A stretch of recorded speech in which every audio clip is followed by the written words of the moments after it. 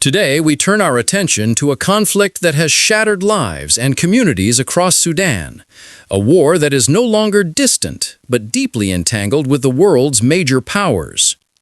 Sudan, once Africa's largest country by area and a crossroads of civilizations, is now the center of a violent struggle.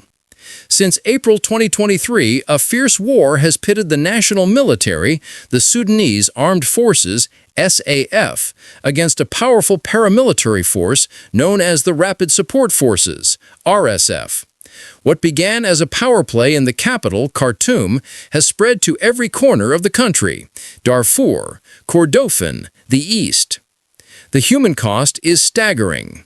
In the western region of Darfur, the RSF and allied militias are accused of murdering civilians in ethnically targeted operations. One recent siege of the city of El Fasher was described by researchers at Yale University as involving door-to-door clearance operations and targeting non-Arab communities with summary executions. And on January 7, 2025, the United States officially declared that members of the RSF had committed genocide in Darfur, citing systematic killings of men and boys and targeted rape of women and girls from specific ethnic groups.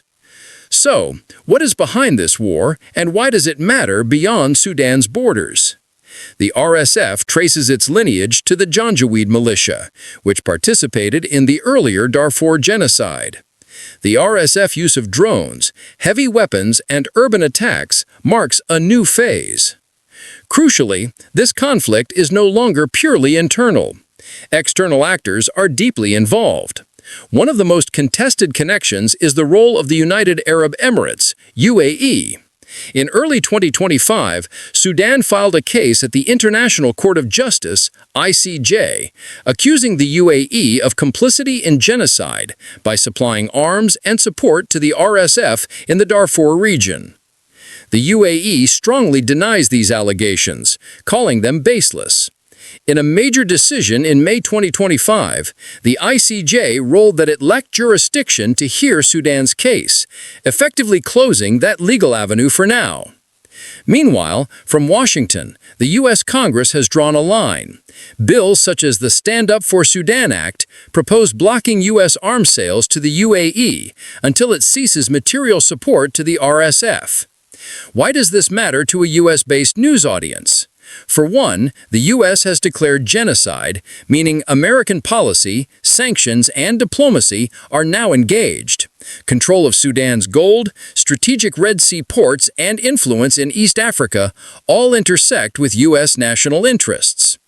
Additionally, the humanitarian dimensions are immense. More than 13 million people are internally displaced. The UN has called Sudan the worst humanitarian crisis it is currently tackling. In short, a war that began as a domestic power struggle has become an international flashpoint, implicating the US, the UAE, and the broader global order. As the war drags on, the conflict in Sudan continues to intensify and diversify in its methods, geography, and actors involved. One critical axis of this war is the RSF's capture of El Fasher, the largest city in Darfur held by the SAF. After an 18-month siege, the RSF declared full control of the city. Analysts at Yale said the level of violence there was comparable to the first 24 hours of the Rwandan genocide. Drone strikes on key infrastructure have become routine. The port city of Port Sudan, which serves as Sudan's main gateway for humanitarian aid, endured a sustained drone and missile attack that disrupted fuel, power, and life-saving relief flights.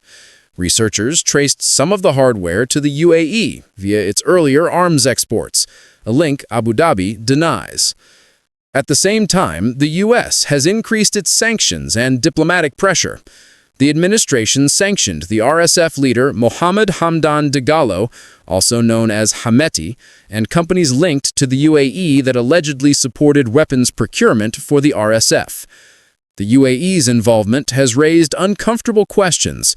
Why would a Gulf state, which presents itself as a regional stabilizer, become entangled in a war marked by ethnic cleansing and mass atrocities? Analysts suggest gold mining, port access, and influence in East Africa are part of the calculus. The RSF provides the UAE with a foothold in Sudan's resources and geography. But neither side is winning yet. The SAF, weakened and stretched, still holds major cities. The RSF, despite its gains, faces resistance, sanctions, and increasing isolation. Meanwhile, civilians are paying the price. Aid groups warn that the next wave of famine, disease, and collapse is already in motion. So what happens next? A few scenarios.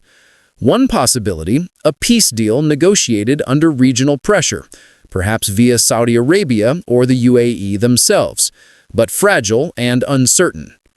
Another possibility, the conflict spreads regionally, dragging in neighboring countries, ports, and foreign mercenaries.